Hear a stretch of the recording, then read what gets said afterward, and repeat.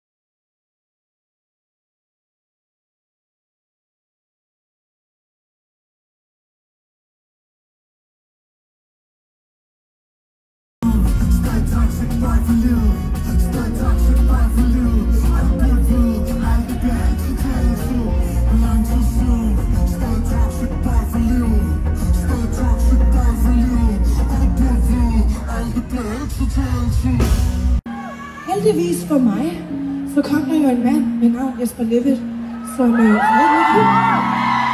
er lige der.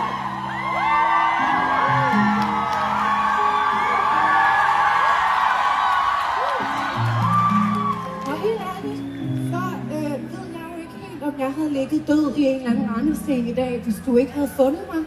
Og jeg er bare Gud meget taknemmelig for, at jeg kan få lov til at udleve alle de drømme, jeg overhovedet kan forestille mig.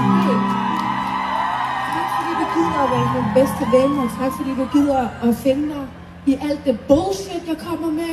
Og jeg brokker mig rigtig meget, og så kan jeg ikke finde mine støvler, og så kan jeg ikke finde mine fodbriller. Tak fordi du gider at deal with my ass. Thank you. Jeg elsker dig, og tak fordi du redder det.